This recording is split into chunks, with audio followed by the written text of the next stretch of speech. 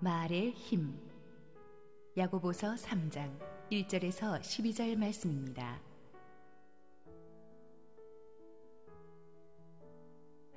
내 형제들아, 너희는 선생된 우리가 더 큰 심판을 받을 줄 알고 선생이 많이 되지 말라.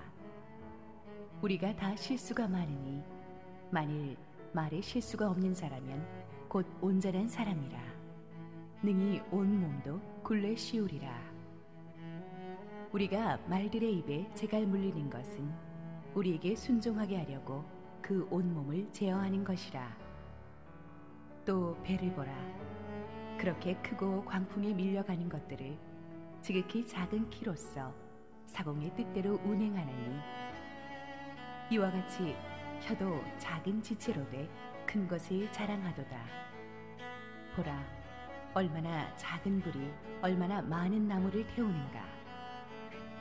혀는 곧 불이요 불의의 세계라. 혀는 우리 지체 중에서 온몸을 더럽히고 삶의 수레바퀴를 불사르나니 그 사르는 것이 지옥불에서 나느니라. 여러 종류의 짐승과 새와 벌레와 바다의 생물은 다 사람이 길들일 수 있고 길들여 왔거니와, 혀는 능히 길들일 사람이 없나니 쉬지 아니하는 악이요 죽이는 독이 가득한 것이라. 이것으로 우리가 주 아버지를 찬송하고 또 이것으로 하나님의 형상대로 지음을 받은 사람을 저주하나니, 한 입에서 찬송과 저주가 나오는도다. 내 형제들아, 이것이 마땅하지 아니하니라. 샘이 한 구멍으로 어찌 단물과 쓴물을 내겠느냐. 내 형제들아, 어찌 무화과 나무가 감람 열매를, 포도나무가 무화과를 맺겠느냐. 이와 같이 짠물이 단물을 내지 못하느니라. 할렐루야. 우리 하나님께 감사와 영광의 박수를 드리겠습니다. 우리 축복된 주일 아침 예배 오신 여러분 모두를 환영합니다. 오늘도 우리 주님이 여러분에게 큰 은혜 주실 줄로 믿습니다. 우리 함께 기도하시고 말씀 보겠습니다. 사랑하는 아버지, 은혜를 감사합니다. 우리를 구원하시고 축복하시는 주님의 임재 앞에 서 있습니다. 오늘도 부족한 종은 뒤로 숨기시고 오직 하나님의 은혜의 말씀만 온전히 선포해 주시옵소서. 예수님의 이름으로 기도했습니다. 아멘. 우리가 승리하는 인생이라는 주제로 시리즈 설교를 계속하고 있습니다. 지난주에는 말씀이 주도하는 인생을 주제로 다루었고, 이번 주에는 말의 힘이라는 또 하나의 중요한 주제를 함께 다루도록 하겠습니다. 우리가 하는 말은 양날의 검이라고 할 수 있습니다. 우리가 말로 사람을 죽일 수 있고 말로 사람을 살릴 수 있습니다. 말로 상처를 줄 수가 있고 상처를 치유할 수가 있습니다. 말로 꿈을 죽일 수가 있고 말로 꿈을 줄 수도 있습니다. 우리가 인생에서 저지르는 실수들의 대부분은 잘못된 말로 비롯되는 것입니다. 하나님은 말씀으로 세상을 창조하셨는데 마귀는 말로 세상을 파괴시키려고 합니다. 그래서 우리는 정말 성령께서 우리의 입술에 기름 부으시기를 기도해야 하는 것입니다. 승리하는 인생과 패배하는 인생의 차이는 어떻게 보면은 말을 어떻게 하느냐 안 하느냐의 차이에 따라서 달려 있습니다. 오늘의 본문에서 사도 야고보는 사람의 혀를 말들의 입에 물리는 재갈과 또 배를 조종하는 키에 비교합니다. 여기서 우리는 몇 가지 중요한 원리를 배울 수가 있는데요. 첫째는 작은 것이 전체를 통제하는 것입니다. 말은 대단히 큰 동물입니다만은 작은 재갈 하나 물리면 말을 갖다가 조종할 수가 있습니다. 인간의 몸에 있어서 혀는 지극히 작은 것이지만 우리 인생 전체를 통제하는 힘을 갖고 있습니다. 배의 키도 마찬가지죠. 작은 사이즈지만 항해사가 이것을 어떻게 움직이는가에 따라서 배 전체에 나아갈 방향이 결정되는 것입니다. 우리 인생 항로의 방향성을 제시하는 것도 바로 우리의 말입니다. 말의 재갈이나 배의 키가 말과 배의 그 방향을 제시하듯이 우리의 언어가 우리 인생 전체를 어디로 갈 것인지를 결정짓기도 합니다. 재판장의 유죄 한마디가 피고인의 인생을 좌지우지할 수가 있습니다. 대통령과 국회의 말 몇 마디와 문서 서명으로 국가 전체가 전쟁으로 돌입할 수도 있습니다. 우리가 아무 생각 없이 턱턱 내뱉은 말 한마디가 하나의 인생을 좌우할 수도 있습니다. 제가 알던 어떤 분이 대인기피증이 심한데 어릴 적에 이분이 사촌 동생이랑 물장난을 하고 있었어요. 그러다가 잘못해서 사촌 동생이 자기 눈앞에서 물에 빠져 죽게 되었습니다. 어른들이 달려와서 이 동생을 끄집어냈을 때는 이미 차디찬 시체가 된 후였습니다. 근데 문제는 달려온 아버지가 너무 화가 나가지고 차라리 네가 대신 죽었어야 했어 라고 아주 야박하게 한마디 던졌어요. 그것이 이분의 인생에 평생 남을 상처가 됐어요. 대인기피증이 생긴 거예요. 그래, 차라리 내가 죽었어야 됐는데. 이 말이 그 사람의 인생을 파괴시킨 거예요. 말의 영향력을 절대 과소평가해서는 안 됩니다.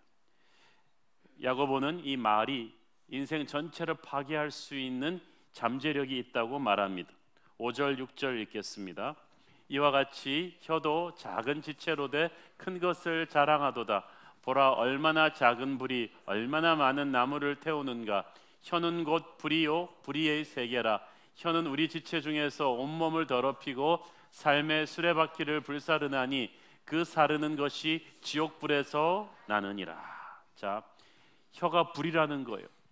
여러분 산불 보시죠. 그 온 숲을 태워버리는 산불이 사실은 아무 생각 없이 누가 버린 담배꽁초 하나에서 비롯되는 수가 많습니다. 불이 난 현장을 한번 가본 분이면 그것이 얼마나 처참한지를 알 것입니다. 불이 나면 애지간해서는 이 불길을 잡을 수가 없고 불길을 잡은 뒤에는 이미 많은 것들이 파괴된 뒤입니다. 말이 그렇다는 거예요. 혀는 불의의 세계라고 했습니다. 온 세상의 악이 농축되어서 압축되어 들어간 것이 바로 우리의 입술이라는 거예요. 모든 죄의 씨앗들이 우리의 입술을 통해서 뿌려집니다. 말은 그 사람의 인생 전체를 파괴할 수 있습니다. 혀는 우리 지체 중에서 온몸을 더럽히고 it corrupts the whole person이라고 되어 있죠. 더러운 말은 그 사람의 인격 전체를 더럽힙니다. 혀는 생의 바퀴를 불사른다 그랬어요.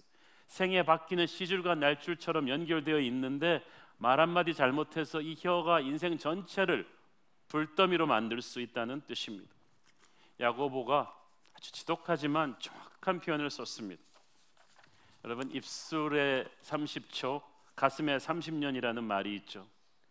입에서 나간 말이 불과 30초밖에 되지 않지만 상대방의 가슴 속에는 30년을 남아있는다는 이야기입니다.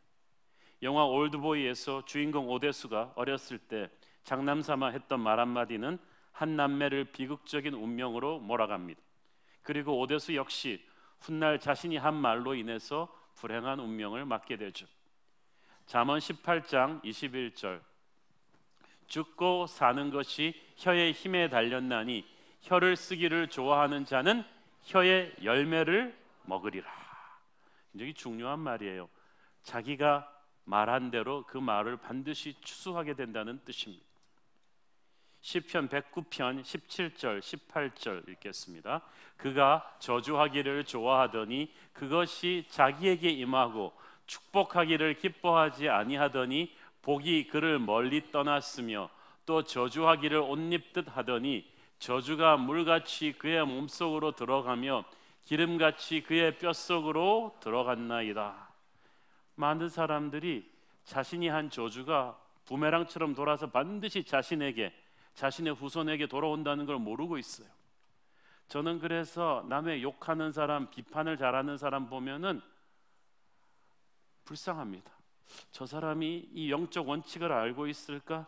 자신의 저주가 고스란히 돌아와서 자기와 자기 가문을 무너뜨린다는 걸 알고 하는 말일까? 마음은 그렇지 않은데 항상 말을 좀 세게 하던 어머니가 있었어요. 어느 날 아들을 야단치다가 너무 화가 나가지고 홧김에 이 아무짝에도 쓸데없는 자식아 라고 했습니다. 그 순간 성령께서 강하게 그 엄마의 마음에 말씀하셨습니다. 네 말대로 해주랴. 네 말대로 해주랴. 두 번 연거푸. 네 자식을 아무짝에도 쓸데없는 자식으로 내가 만들어주랴. 이 어머니는 사시나무 떨듯이 떨기 시작했습니다. 이 엄마는 성령님께서 자신의 말 한마디 한마디를 달아보고 계시다는 것을 그때 처음 한 거예요. 그 말이 그대로 이루어질 수 있다는 걸 그때 처음 한 거예요. 사시나무 떨듯이 떨면서 주님 앞에 회개했습니다. 여러분 입술의 열매를 거두게 될 것입니다. 그래서 조심하셔야 돼요. 홍해를 가르고 온갖 축복으로 구원해 주었는데 불평불만을 일삼던 이스라엘 백성들, 이러다 우리 다 죽겠다 그랬더니 하나님께서 말씀하셨어요. 네 입술에서 들리는 대로 내가 행할 것이다. 다 죽어라. 그래서 진짜 다 죽었어요. 40년에 걸쳐서 하나하나씩 죽어갔어요. 살겠다고 말했던 여호수아와 갈렙 빼고는 다 죽었어요. 여러분, 입술의 열매가 얼마나 정확하게 임하는지 우리가 알아야 합니다.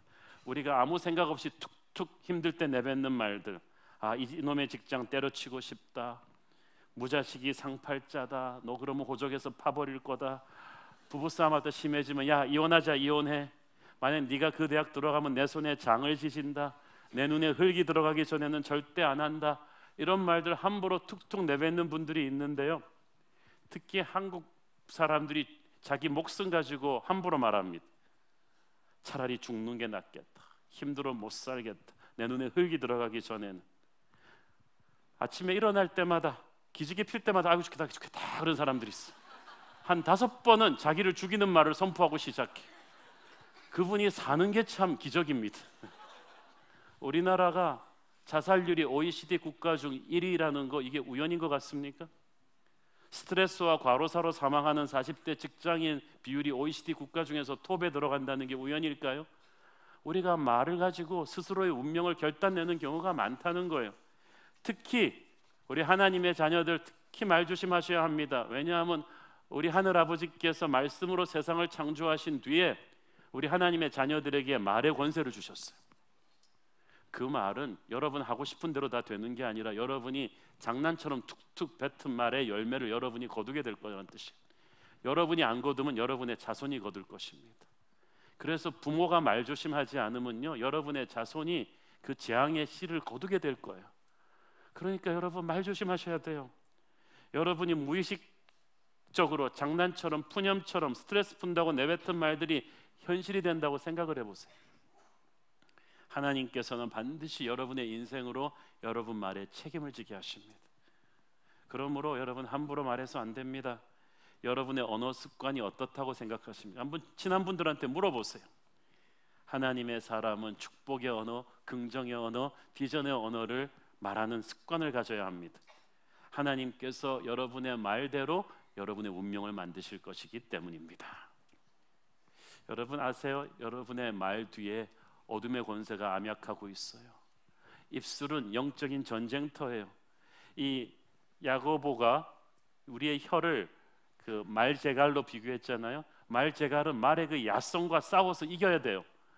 배의 키로 비교했잖아요. 배의 키는 폭풍과 싸우면서 방향을 잡아야 되는 거예요.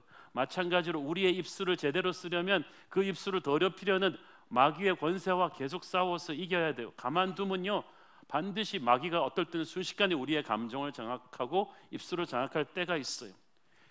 이렇게 은혜로운 예배를 드리고 나서 집에 가는 길에 부부싸움을 하는데 막 감정이 격해져서 갑자기 입에서 사나운 말이 툭 튀어나와 버려요.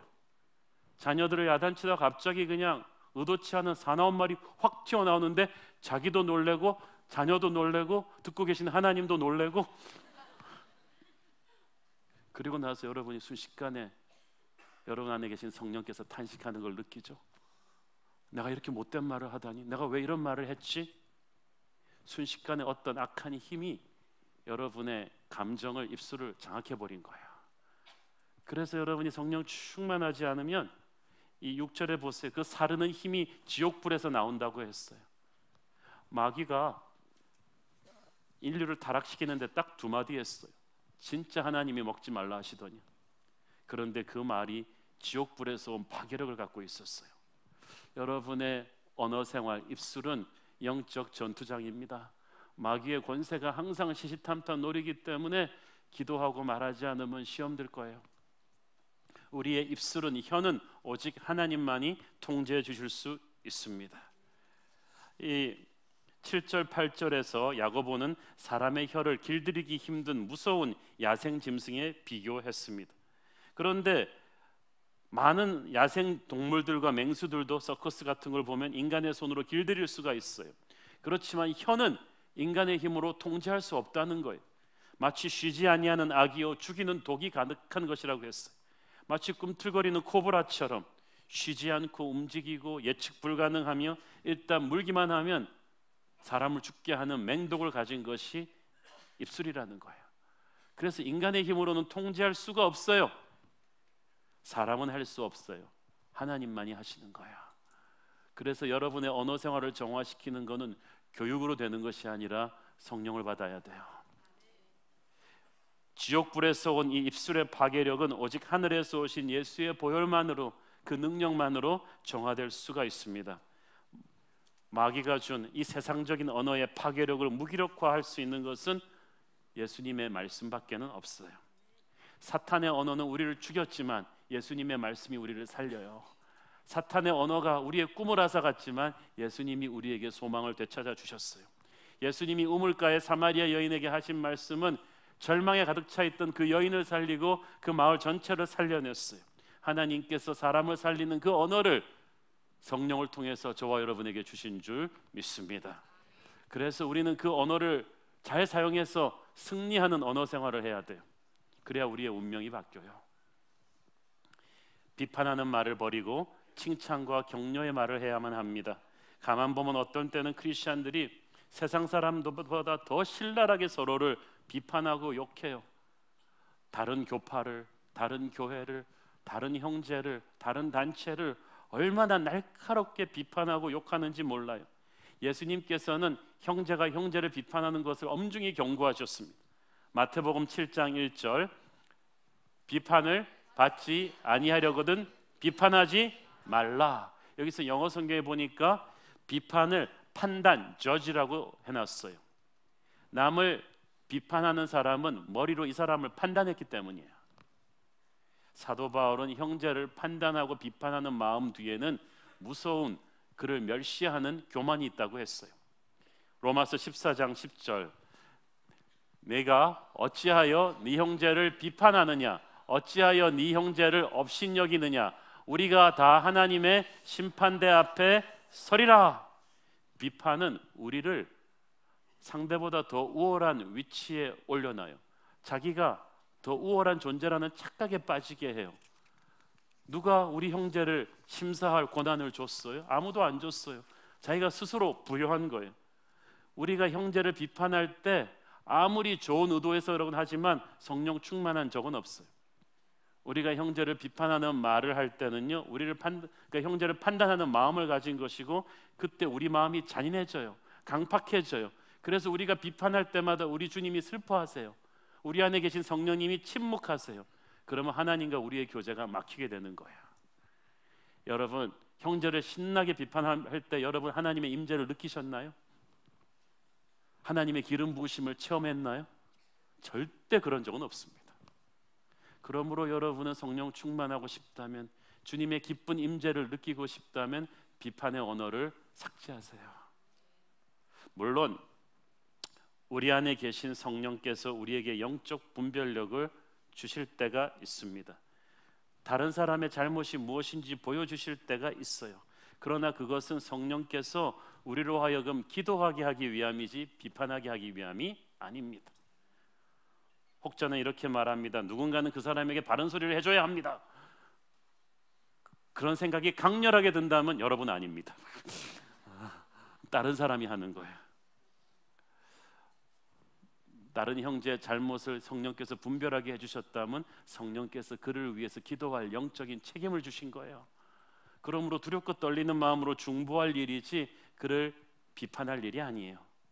잠언 12장 18절, 칼을 찌름같이 함부로 말하는 자가 있거니와 지혜로운 자의 혀는 양약과 같으니라. 어떤 분은 막 말을 하는데 형제 가슴에 칼을 찔러요. 상처를 줘요.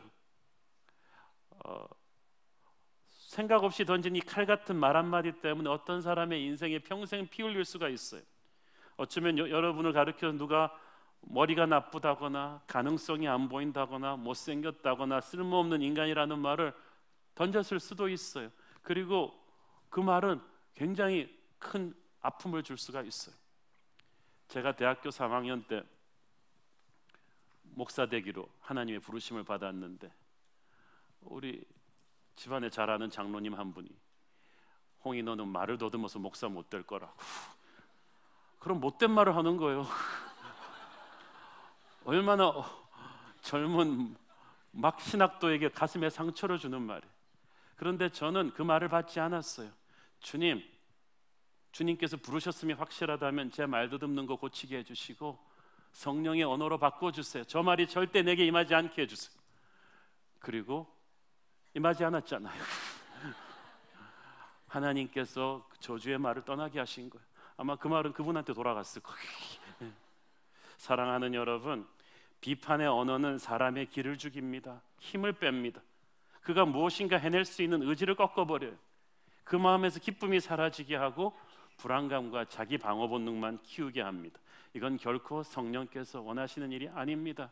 여러분 주변에 있는 가장 가까운 사람부터 비판하지 말고 칭찬과 격려하십시오. 여러분 자녀를 격려하세요. 그의 장점과 가능성을 격려해 주세요.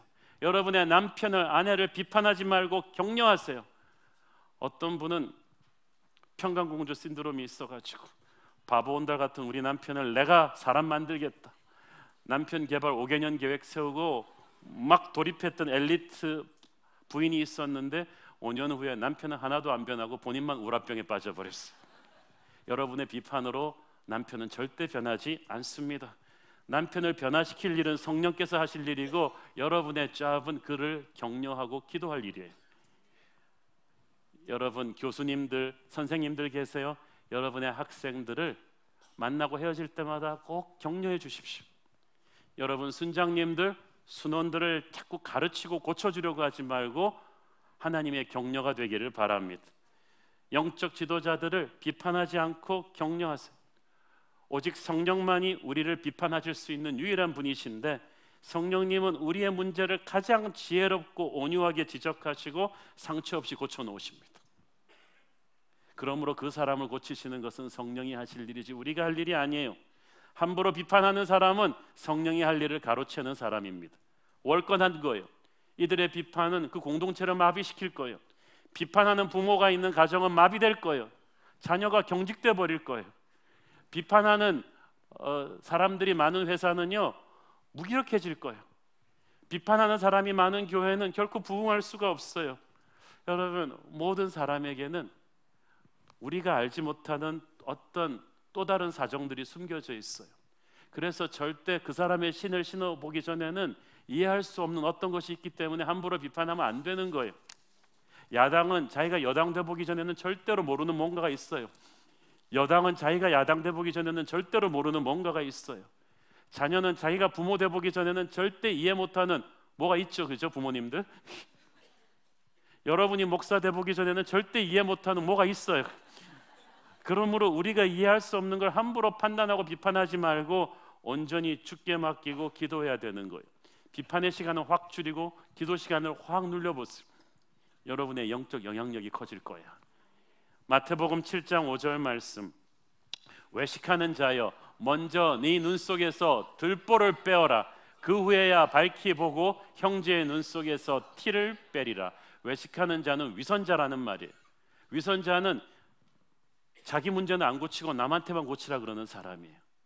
그런데 티와 들보는 사이즈가 달라요. 네가 형제의 문제 그렇게 심각하다고 하는데 사실 그 형제의 문제는 티다, 없다는 게 아닌데, 근데 네 문제는 들보다, 대들보같이 크다는 거예요. 그런데 우리가 이기적이기 때문에 그걸 사이즈를 못 보는 거예요. 우리가 다른 형제의 눈에 티를 볼 때 사실 내 안에는 똑같은 종류의 더 사이즈가 큰 들보가 있어요. 예를 들어서 여러분이 어떤 형제의 교만이 여러분을 거슬리게 한다. 그거는 여러분 안에는 대들보 같은 교만이 있다는 거예요.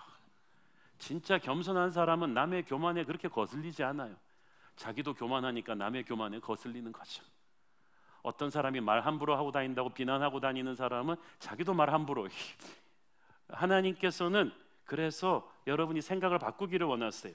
하나님께서 내 눈에 들보를 제거하셨다면 우리 형제의 눈에 있는 티쯤은 문제없이 제거할 수 있을 것이다, 이렇게 생각하는 거예요.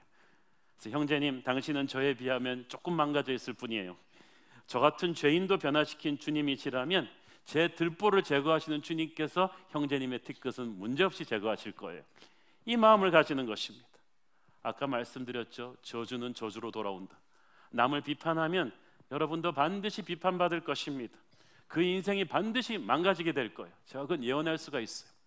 여러분이 아무리 똑똑하고 아무리 옳아도 남을 비판하는 언어로 인생을 살면 여러분의 인생은 망가질 거예요.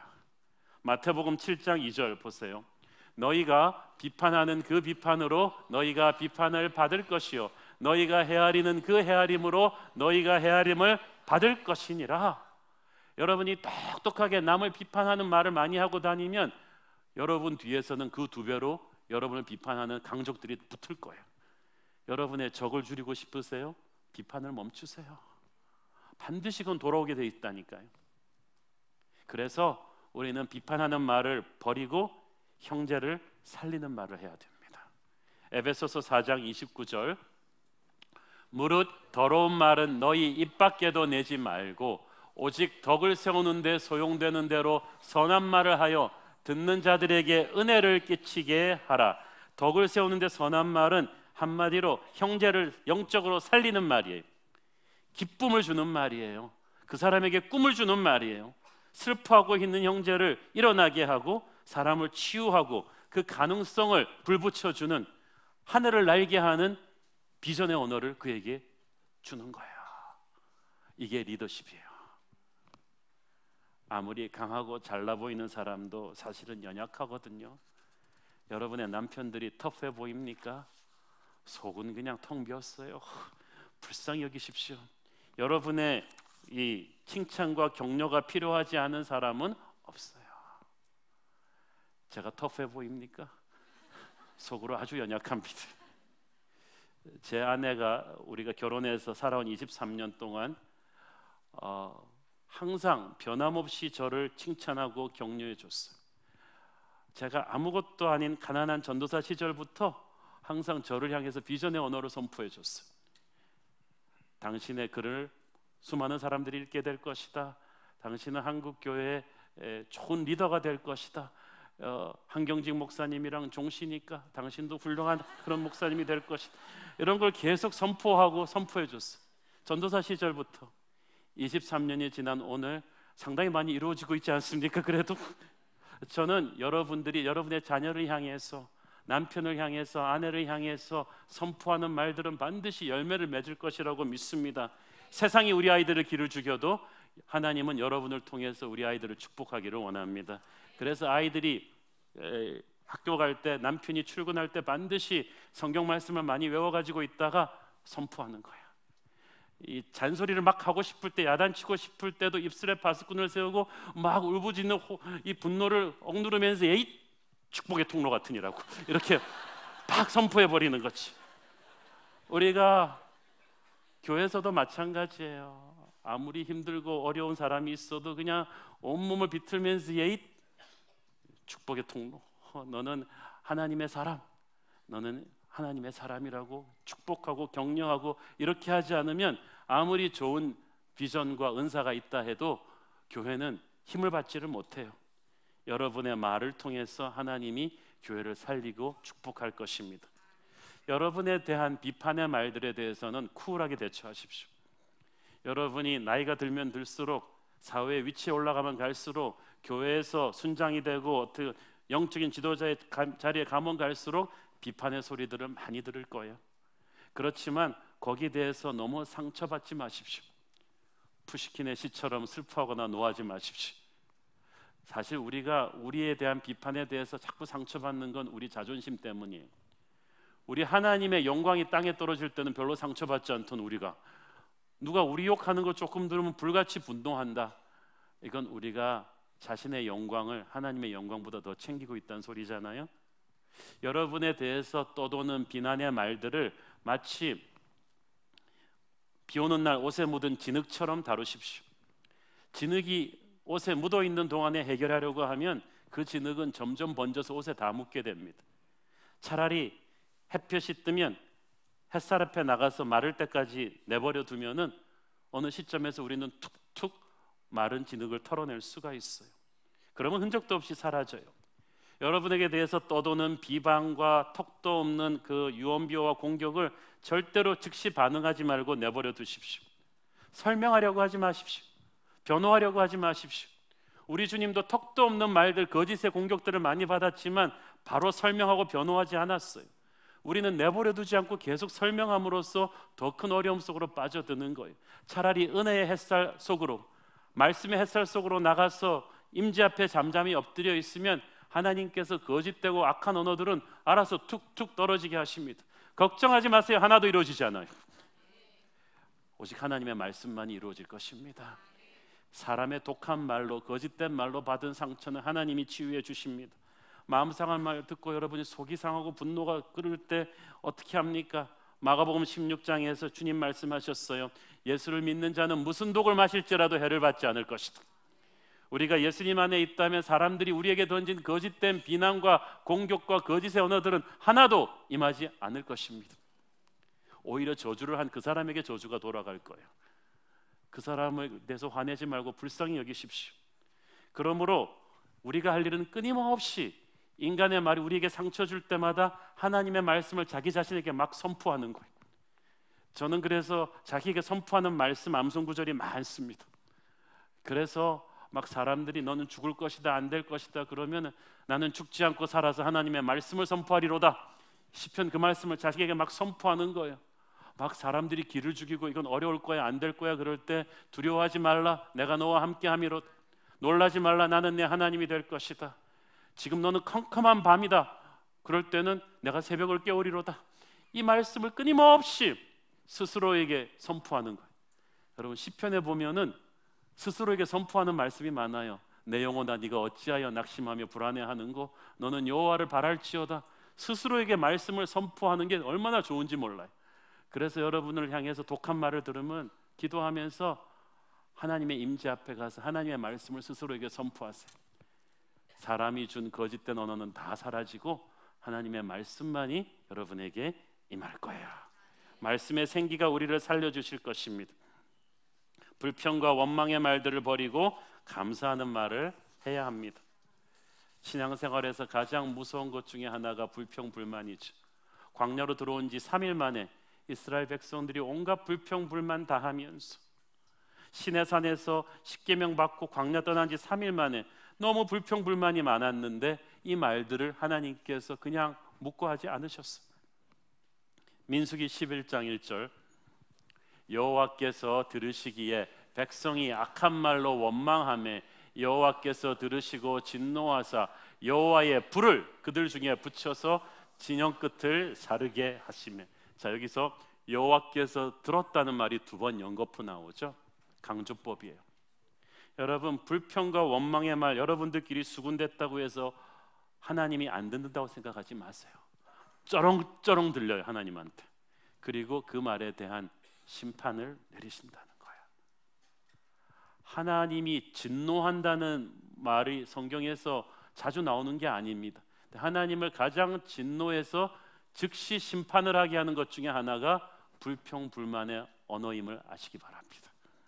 고린도전서 10장 10절 그들 가운데 어떤 사람들이 원망하다가 멸망시키는 자에게 멸망하였나니 너희는 그들과 같이 원망하지 말라.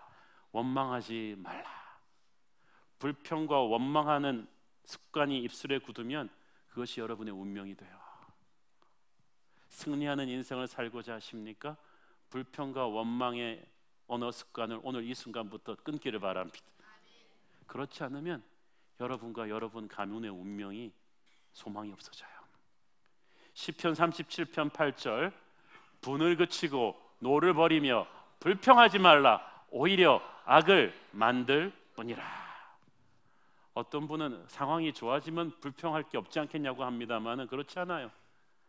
우리나라에 소비자 불편 상담센터라는 것이 있습니다.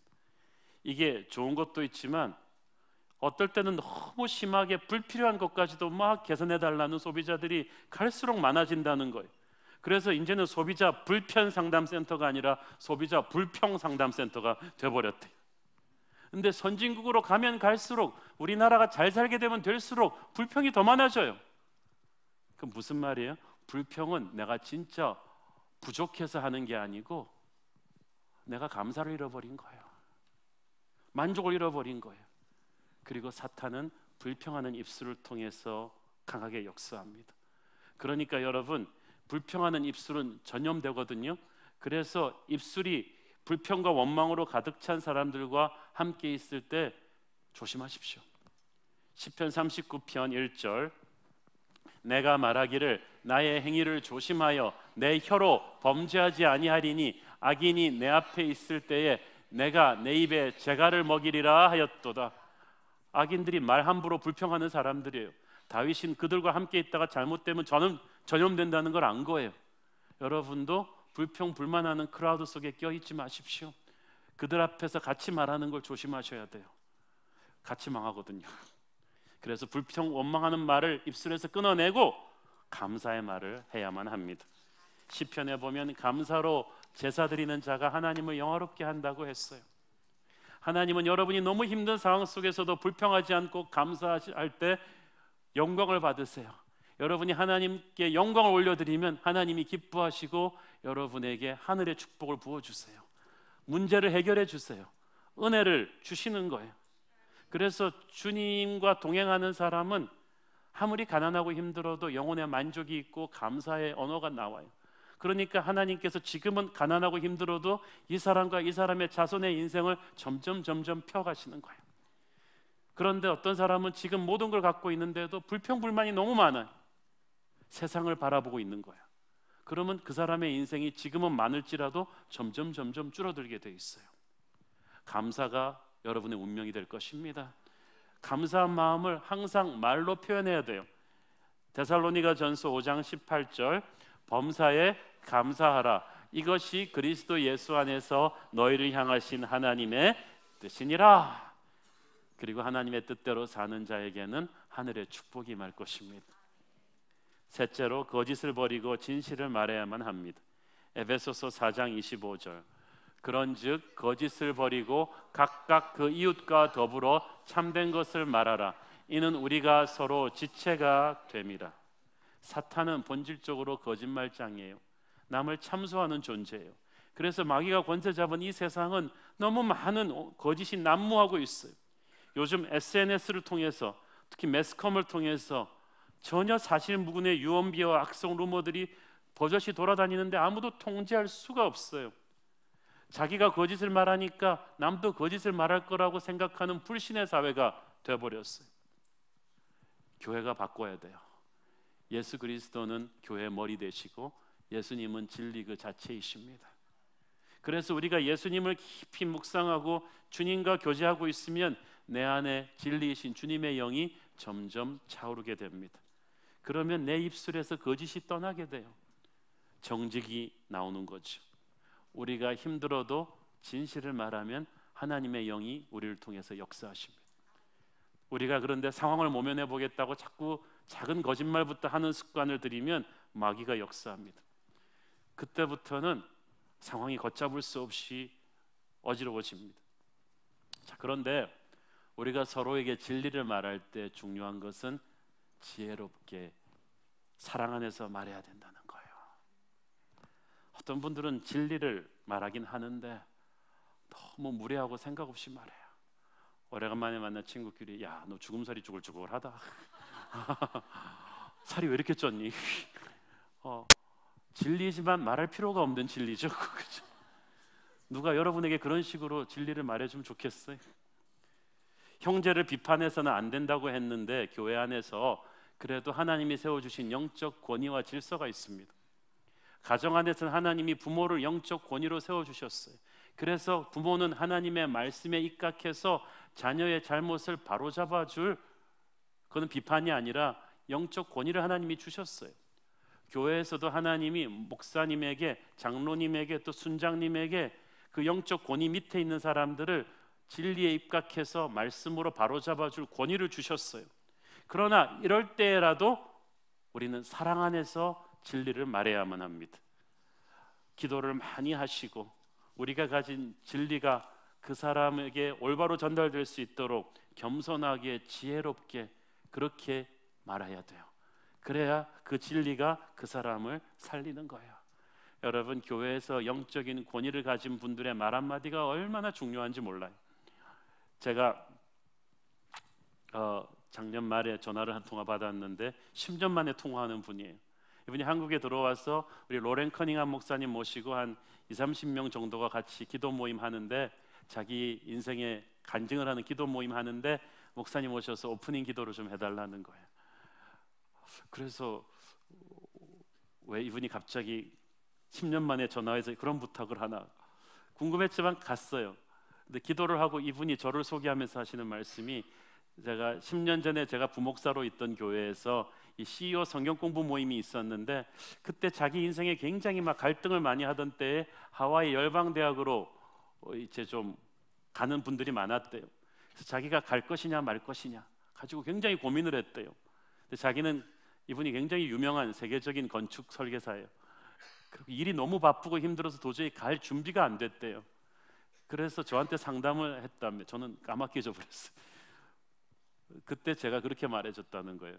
집사님, 준비가 완벽하게 돼서 움직이는 사람은 없습니다. 아브라함도 준비가 안 됐는데 음성을 듣고 떠났는데, 우리 집사님의 인생에 하나님께서 지금 개입하고 계실진데 음성을 듣고 복잡하게 생각하지 말고 가보시라고 그랬다는 거예요. 제가 그래서 열방대학에 가서 로렌 커닝함을 만났고 이분의 인생이 변했어요. 너무나 놀랍게 변해서 이분이 지금은 YM의 전 세계적인 센터들을 다 디자인을 해주고 있어요. 건축을 디자인해주고. 그래가지고 아마 이분 소개로 이번에 댄 바우만도 오신 거고 4월 달에 로렌 커닝함 목사님이 우리 교회 오시는 거예요. 그런데 이분은 그 10년 전에 자기 인생의 크로스로드에서, 전환점에서 제가 부족하지만 정성을 다해서 했던 그 비전의 말을, 격려의 말을 붙잡은 거예요. 10년 동안 그분이 기억했다는 거예요. 저는 곰곰이 생각해 봤습니다. 이 목사의 자리가, 영적인 지도자가 한마디 하는 게 이렇게 중요한 것이구나. 한 사람의 인생을 바꾸기도 하는구나. 주일학교 선생님들, 반드시 여러분의 학생들에게 일주일에 한 번 헤어질 때마다 하나님이 주시는 비전과 격려의 말을 하십시오. 순장님들도 순원들을 야단치고 자꾸 바로잡으려고 하지 말고 순예배 끝나고 헤어지기 전에 반드시 이 사람에게 비전과 격려의 말을 주셔야 돼요. 부모는 자녀와 헤어지기 전에 그런 말을 하시고, 그래서 하나님께서 어떤 말을 통해 그 사람 인생을 잡을지 모르거든요. 영적 지도자란 그런 거예요. 또 한 가지, 헛된 말을 버리고 자기 말에 책임을 지십시오. 요한일서 3장 18절, 자녀들아, 우리가 말과 혀로만 사랑하지 말고 오직 행과 진실함으로 하지. 우리가 별 생각 없이 좋은 말들을 툭툭하고 책임 안 지는 경우가 많아요. 다음에 밥 한번 살게, 곧 연락할게, 자매님 위해서 기도하겠습니다, 이런 말하고 부도수표 낸 사람들 굉장히 많죠. 그래서 말에는 책임이 따라야 되는 것입니다. 저는 교회에서 어떤 분이 아이디어 내시면 반드시 그걸 봅니다. 이분이 자기 말에 책임질 사람인가. 주일학교 교사들에 대해서 뭐라고 막 하는 분한테는 제가 딱 생각해 봅니다. 이분이 주일학교 교사들을 위해서 기도하는 분인가? 교사들 수고한다고 고구마라도 하나 갖다 준 분인가? 자기의 삶으로 주일학교 발전을 위해 헌신할 뿐인가? 그게 아니라면 저는 그분이 아무리 옳은 소리를 해도 안 듣습니다. 제가 책임지지 않는 사람의 말을 왜 듣겠어요? 여러분은 한마디 말에 천근의 무게를 담으셔야 합니다. 말을 꺼낸 다음에는 책임을 지세요. 기도하겠다 그러면 기도해 주시고, 밥을 사겠다 그러면 밥을 사시고, 문제가 보이면 여러분이 그 문제의 대안이 되십시오. 그게 영적 리더십이에요. 마지막으로 말을 줄이고 침묵을 훈련해야 합니다. 아까 읽은 에베소 4장 29절에 보면 더러운 말은 너희 입 밖에도 내지 말라 그랬잖아요. 말이 내 입에 있을 때는, 입 안에 있을 때는 내가 말의 주인이에요. 그러나 일단 말이 입 밖으로 나오고 나면 그 말이 나의 주인이 됩니다. 그래서 내 입술에 파수꾼을 세워야 되는 거예요. 전도서 5장 2절 3절, 너는 하나님 앞에서 함부로 입을 열지 말며 급한 마음으로 말을 내지 말라. 하나님은 하늘에 계시고 너는 땅에 있음이니라. 그런즉 마땅히 말을 적게 할 것이라. 걱정이 많으면 꿈이 생기고 말이 많으면 우매한 자의 소리가 나타나느니라. 말을 많이 하면 바보 소리를 하게 된다는 거예요. 중요한 건 이거예요. 여러분의 인생을 돌아볼 때 꼭 이 말을 해야 됐는데 못했다는 후회가 더 많습니까? 아니면 안 해야 될 말을 했다, 이 후회가 더 많습니까? 아마 후자가 더 많을걸요. 잠언에 보면 어리석은 자라 할지라도 입을 다물고 있으면 현자로 보인다고 했어요. 하나님 주제로 할 얘기가 없거나 다른 이들을 거룩한 언어로 세워주는 말 할 게 없거든 그냥 침묵하세요. 보통 사람이 하루에 남자의 경우 15,000마디, 6,000마디 정도의 말을 평균적으로 한다고 합니다. 여자분들은 25,000마디 정도 하시는데 대부분이 안 해도 될 의미 없는 말, 남을 비방하는 말, 거짓말, 더러운 말이라고 합니다. 그러므로 우리가 말하는 볼륨 자체를 줄이면 죄를 지을 확률 자체를 줄여버리는 것이 되겠죠. 여러분이 매년 지난해에 한 말에 10%씩만 줄여나가면요, 여러분은 거룩해질 거예요. 그러면 그 줄인 말하는 시간에 뭐 하느냐? 기도하는 거죠. 말씀 묵상하는 거죠. 여러분, 더러운 흙탕물을 깨끗하게 하려면 어떻게 하는지 아세요? 흔들면 더 힘들어져요. 그 흙탕물로 깨끗한 물이 흘러가게 하면 돼요. 우리의 더럽혀진 입술에 하나님의 말이 계속 들어오게 하면은 우리는 정화가 되는 거야. 새벽기도 특세 40일 하면서 그런 시간이죠. 날마다 말씀을 듣고 기도하니까 지금 여러분이 그냥 아무 생각이 없지 않나요? 많이 조용해지셨어요. 약간 몽환적인 느낌으로 그냥 자기 말이 점점 죽는 게 좋은 현상이에요. 그렇죠? 우리 속에 있는 독한 언어들이 조금 더 씻겨져 나가야만 돼요. 그래야 다른 사람들을 성령께서 정화시켜 주신 거룩한 언어로 우리도 살려줄 수가 있어요.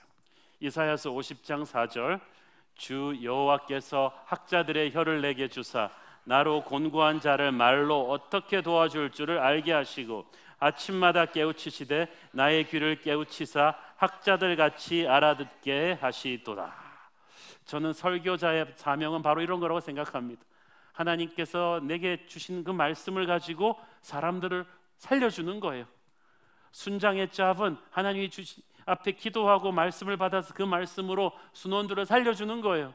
주일학교 교사의 짭도 그런 거예요. 여러분, 비판하는 것은 무책임한 거예요. 자기한테 돌아오는 거예요. 한국교회 문제 많다는 사람, 그럼 자기는 한국교인 아니고 외국교인인가요? 한국교회 어렵지만 저는 부흥할 거라고 반드시 믿습니다. 우리가 기도하며 한국교회를 다시 살릴 거라고 믿습니다. 우리나라 문제 많다는 사람, 그럼 자기는 외국 사람이에요? 우리나라 문제는 문제아들이 모여서 만든 거예요. 그러므로 우리는 나라를 욕할 것이 아니라 축복해야 돼요. 하나님이 보호하사 우리나라가 살아날 것이라고 선포해야 되는 거예요. 세상은 우리 자녀들에게 별 가능성이 없다고 하지만, 청년 실업난이 심각하다고 하지만 우리는 하나님의 언어로 이 아이에게 직장이 있다는 걸 선포하는 거예요. 우리가 모르는 축복의 길이 있을 것이다라고 선포해 주는 거예요. 자식에게 그렇게 선포하는 거예요. 그럴 때 여러분은 자기를 살리고 남을 살리게 될 것입니다. 진실을 말해도 남에게 상처를 주지 않고, 밝고 유머가 있으면서도 천박하지 않은 말을, 쉽고 간결하지만 깊이가 있는 말, 감정적이진 않지만 따뜻한 말, 여러분의 언어가 사람을 살리는 그런 언어 되기를 축원합니다. 기도하겠습니다. 사랑하는 아버지, 은혜를 감사합니다. 우리 입술의 모든 말과 우리 마음의 묵상이 주께 연락되기를 원합니다. 우리의 입술의 권세를 주신 하나님 앞에 두렵고 떨리는 마음으로 회개합니다. 우리의 입에서 불평불만이 사라지게 하시고, 비판의 언어가 사라지게 하시고, 형제를 살리고 격려하는 축복의 언어로 바뀌게 하여 주시옵소서. 예수님 이름으로 기도했습니다. 아멘.